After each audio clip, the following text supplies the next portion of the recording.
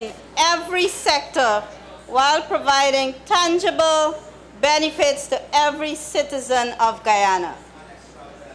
Therefore, Mr. Speaker, if you had perused the budget estimates and had listened to the budget delivery made by Minister of Finance, Honorable Winston Jordan, you would have seen that there is a package for everyone in this country.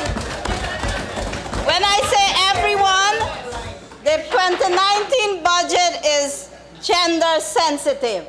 There is a package for every boys, girls, men, women, age, and even differently abled.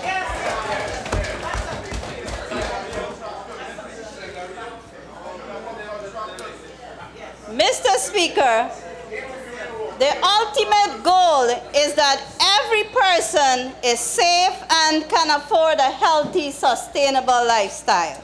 At this time, I would like to congratulate the Honorable Minister of Finance, Winston Jordan, and his hard-working team at the Ministry of Finance for putting together such an economic masterpiece as Budget 2019, which seeks to transform the economy, empower Guyanese people, and build sustainable communities to guarantee the good life to all those who inhabit this beautiful country. Mr. Speaker, as per norm, the members of the opposition, in their right to offer their perspective on the Budget 2019, presented by this coalition government, that all describe this budget in all different descriptive words. You would have heard words like bluff and fluff, incompetent, fancy words like lubricant, and all those. But, Mr. Speaker, bear with me.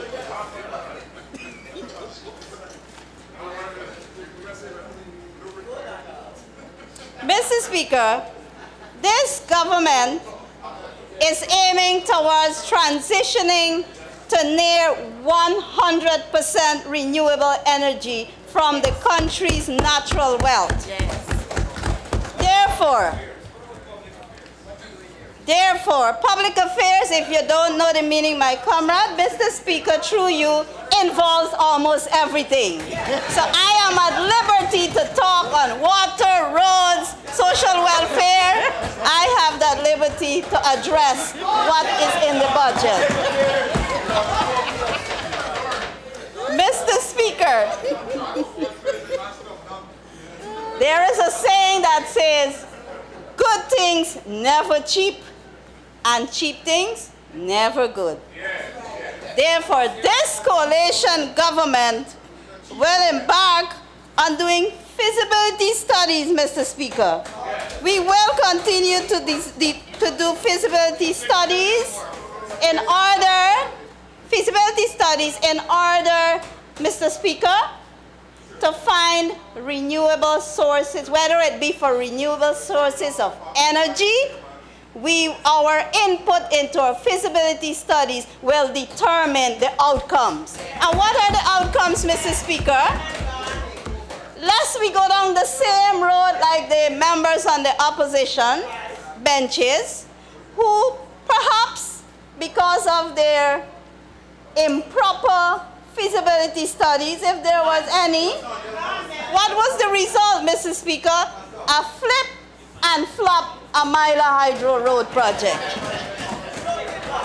Because of improper feasibility studies, Mr. Speaker, what was the result of one of their projects?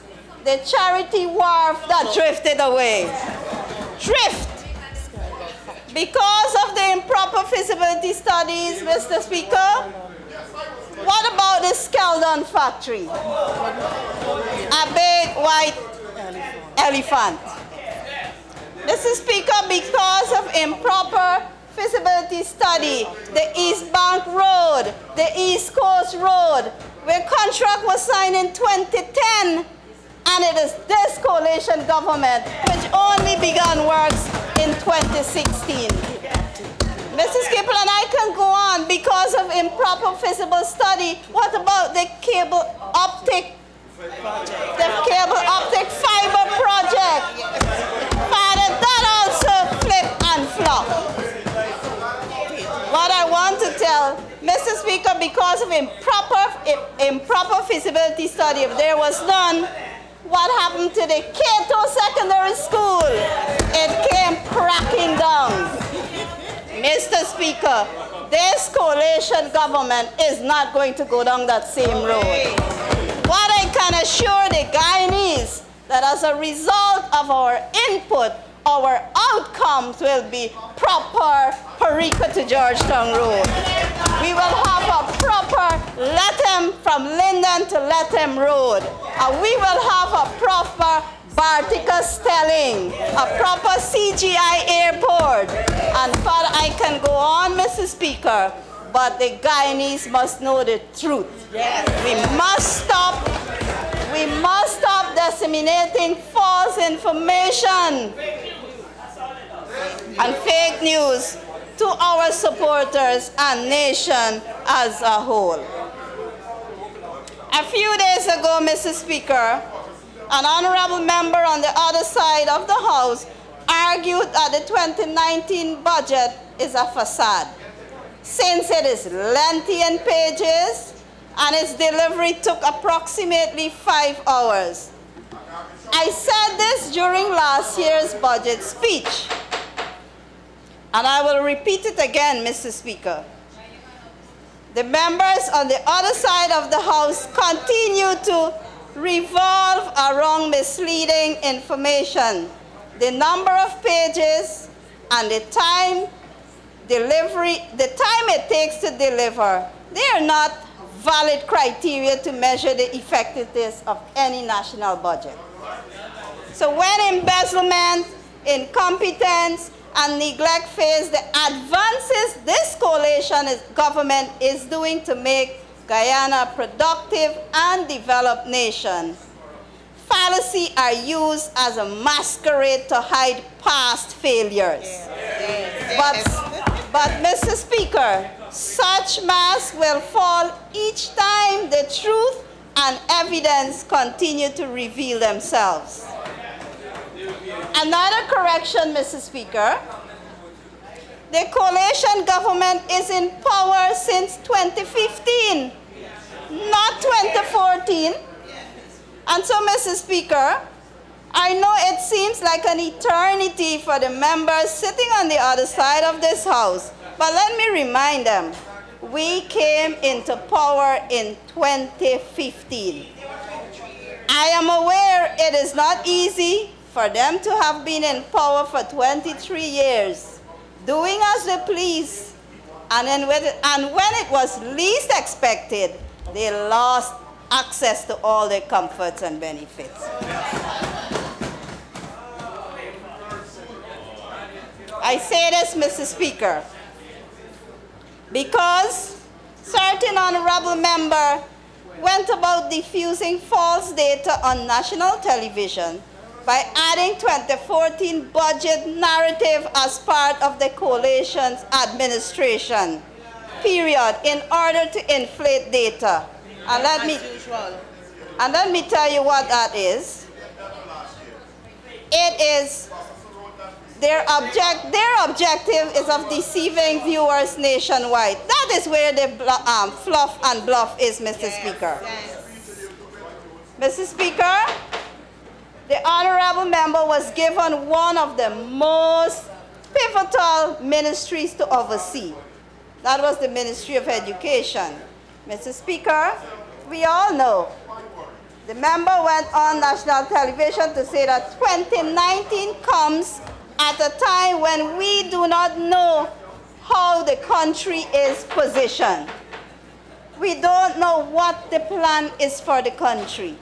Mr. Speaker, in case the other side of the House did not know how the country is positioned, this data will come in handy.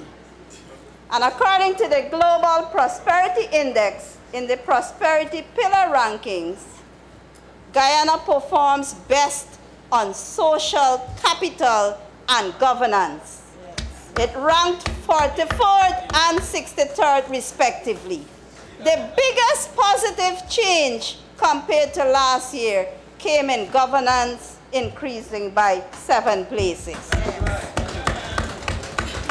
The honorable member also said during their 23 years in government, Guyana was able to move from a low-income country to a middle-income country. We saw Guyana cut poverty by a half. Let me make some corrections right here, Mr. Speaker. And I quote, as of July 1st of 2016, the South American CARICOM nation of Guyana no longer is classified as low-income economy by the World Bank. Instead, using the World Bank at last method, Guyana is now classified as an upper middle income economy with a gross national income or GNI per capita of between $4,036 US. Again, I say, the PPPC was not in power in 2016. They should not take credit for accomplishments that belong to the coalition government. It is highly irresponsible to disseminate false data to their supporters. Mr. Speaker, Budget 2019, like other budgets presented by the Honorable Minister, focuses not only on satisfying the present needs of the populace, but plans for the prosperous future of the nation to ensure the good life to every Guyanese. At this time, it is noteworthy to mention that the Green State Development has been made available to the general public for them to be acquainted with the future plans of this government. And that is putting in place for the growth and development of Guyana. The aforementioned document lays out His Excellency's President David Granger and the new coalition government's principal foundation for inclusive green economic and social growth. It provides a roadmap for achieving sustainable developmental goals and related targets. It also outlines a long vision for a prosperous and equitable future. I will now touch on some of the measures that we have for the green agenda.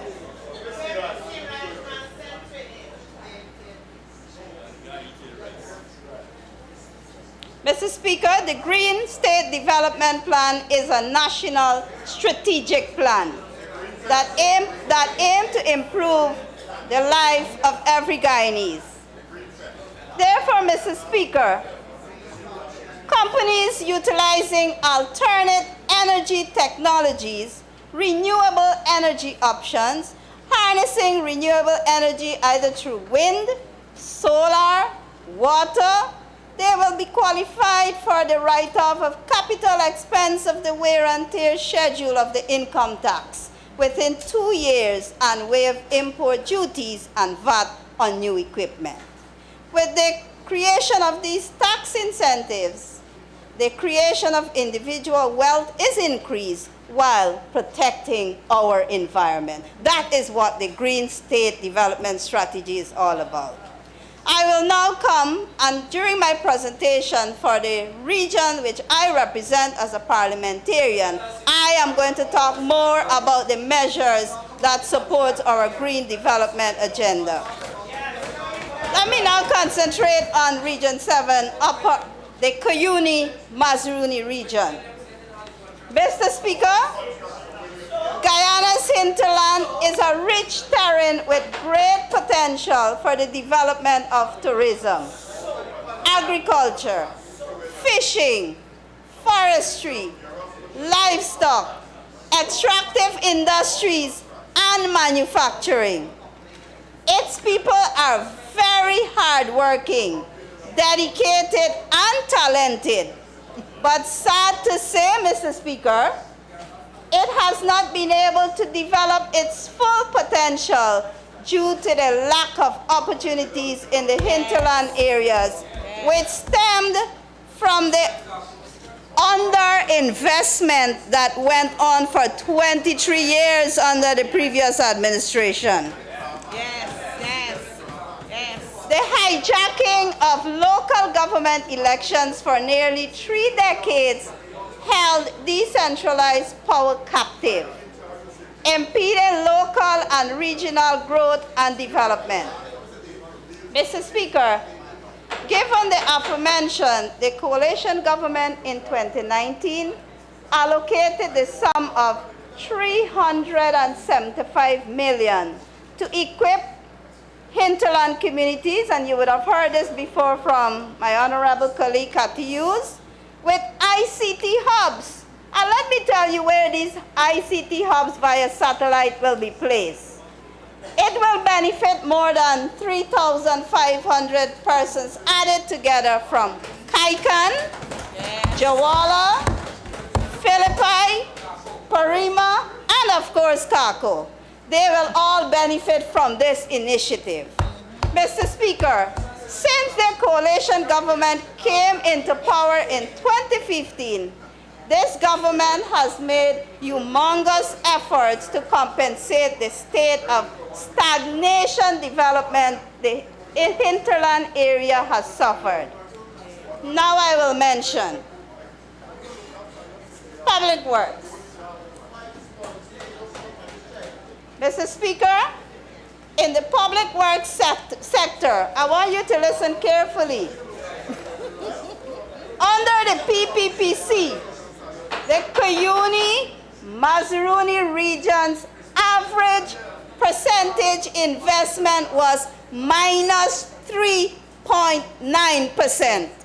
I will repeat, minus 3.9%. In other words, the monetary allocations made to this region decreased considerably. On the other hand, the average percentage investment for the Cuyuni-Mazaruni region in its public works sector under this government for the period 2015 to 2018 has been 8.7%. Mr. Speaker, projects in the region, such as the rehabilitation of roads from Kako to Waramadang, from Waramadang to Kamarang, will be of great benefit to the community, since the road will link communities, making easy access for students to attend the Desiree Fox Secondary School. Easy access will be given to persons both from Kamarang, Kako, and Waramadang who occupy over 300 acres during doing farming. It will reduce the cost of transportation by at least 50%. Kamarang is the main transshipment area in the Upper Mazaruni region, and so rehabilitation of roads, bridges, which will be undertaken this year, will allow the persons to travel, access the other communities in reasonable time and using reasonable funds for transportation.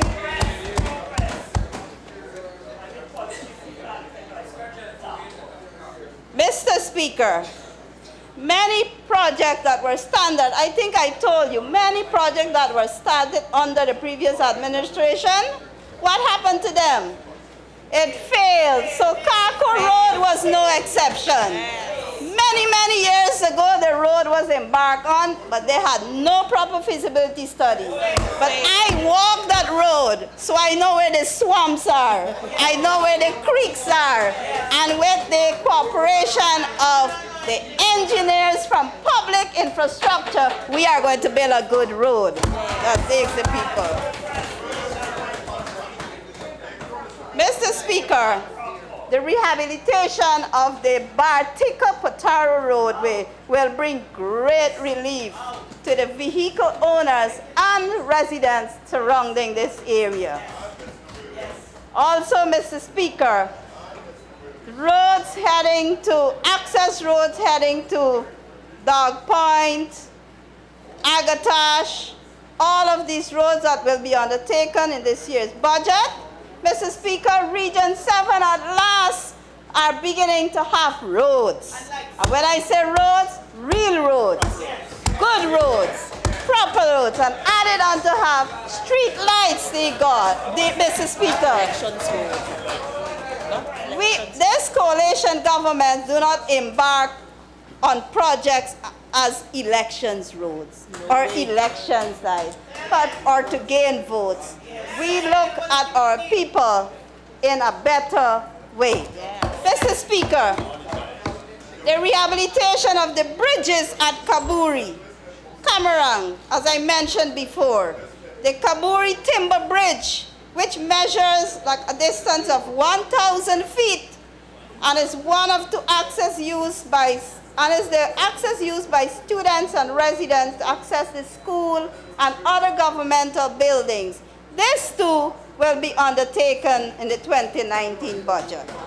Mr. Speaker, talk more about green agenda. Let me tell you what we have. We have put aside $50 million allocated for the Philippi airstrip.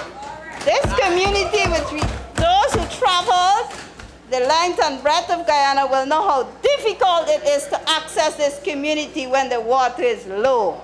And the only alternative means is by flying into Philippi. And so we are going to look after the airstrips in the 2019 budget. We also have, what else do we have for these communities? We have photovoltaic mini grids that will be placed at Chinawing, another community that is difficult to access, and also the community of Philippi. And so, Mr. Speaker, let me come to the health sector in this region. Its average increased expenditure during the period 2011-2014 was 10%. Under the period 2015 to 2018, it is 13.4%.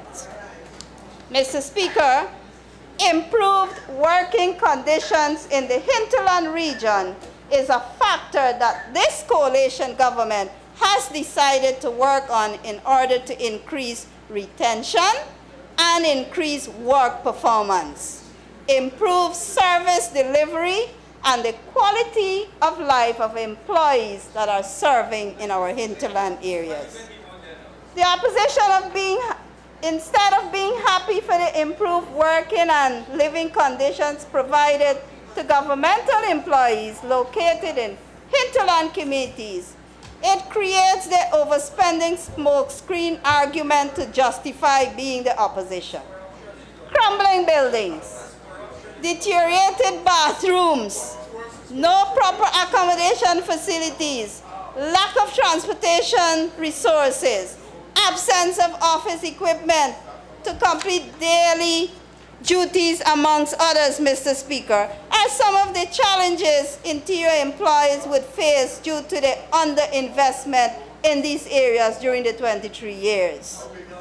The coalition government, however, now in power, is trying to change this fact, and an irresponsible opposition criticism will not halt the course this administration has taken to guarantee the good life to everyone. Mr. Speaker, construction of living quarters in Camarang to accommodate medical specialists, at least 2 medical specialists, their accommodations will be undertaken in this year. We will have an obstetrician and a pediatrician who will be stationed at Camarang District Hospital. This that never ever happened before. We also will have a doctor's quarters in Kaikan, which we all know, if you didn't know, is critical now that the situation is further compounded with the recent remigration of Guyanese due to the hardship in Venezuela. So the Ministry of Public Health is committed to send a doctor once the accommodation is available. And I go on, Mr. Speaker, this Cameron District Hospital will have its extension to accommodate an x-ray and other things, so we will be bringing these services to the people in the Upper Mazaruni. Mr. Speaker, the education sector in the Cuyuni-Mazaruni region. I believe that education is the path towards success, especially for developing a nation. This is a core vision shared throughout the coalition government. And therefore, Mr. Speaker, special education needs building will be constructed in Bartica to cater for our special needs children. A new primary school will be constructed in Imbamadai.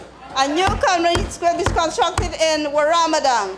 We will be renovating and maintaining all the other schools that we have so that our children. If you want to know what is new, ever since I became a member of parliament in the opposition, I was asking the previous government to have a science laboratory at the Lone Waramadang Secondary School, which is now the Desiree Fox Secondary School. The good news is, Mr. Speaker, that we will build a science lab at the Waramadang Secondary School. And the other good news, Mr. Speaker, is that this school now presently has what we call a smart classroom. That is the good news for the people of the Cuyuni of Region number 7. Mr. Speaker, let me now come to the water sector, which I had responsible for. And I must mention that the water sector in Guyana has grown. Mr. Speaker, I will talk about the new things that are happening at GWI. We have the sum of $2.5 billion to provide improved services, new services to more than 241,000 persons across Guyana. This is in addition to the approximate 150 million which will be derived from the waiver of tax for the purchase of chemicals and spares. Mr. Speaker, the reliable potable water supply and distribution translates into healthy, happy residents. Therefore, what is new at GWI? They have budgeted money to buy a new rig, a new water rig that will dig additional wells throughout the hinterland areas of our country. This, Mr. Speaker, had never happened in 23 years.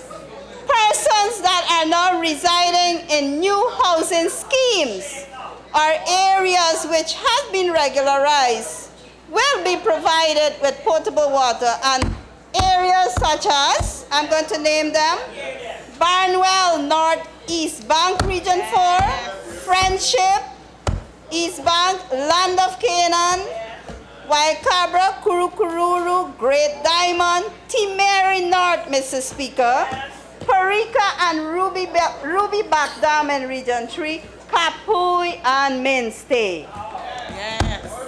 Mr. Speaker, Murphy Dam, Rosignol, Ithaca Village, Phoenix Street, Catherine Street, Farm Dam, and I can go on and on. So, Mr. Speaker,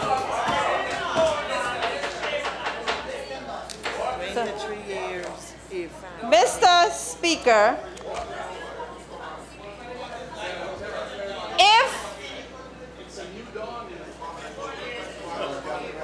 in conclusion, Mr. Speaker,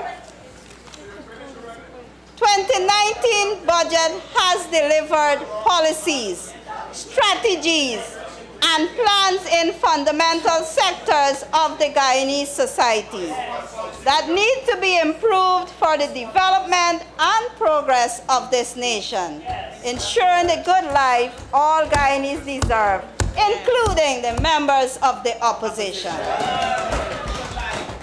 If my friends on the other side had lost the local government elections miserably, you know what would have been their cry, Mr. Speaker? They would have cried that we rigged the elections. Mr. Speaker, what I do know is that the only rig... I remember you have 30 minutes remaining. Thank you, Mr. Speaker. What I do know, though, that the only rigs that the Guyanese are becoming accustomed to is the new water rig that GWI is going to procure in 2019, and the oil rig that we have out in the Stabroek Block, Mr. Speaker. And with its production of thousands of barrels of oil in 2020, Mr. Speaker, the Guyanese, the entire populace, are aimed to benefit from this oil rig. And so they're not interested about rigging the elections. They're interested about the oil rig that is bound to bring victory. So in 2020, Mr. Speaker, we have no doubt, I have no doubt, with all these developmental projects mentioned by myself and my colleagues who spoke before me, allow me to say that there is no doubt in 2020, the APNU AFC government will be victorious. And I end with this, Mr. Speaker. APNU, AFC coalition, hashtag full confidence. I thank you.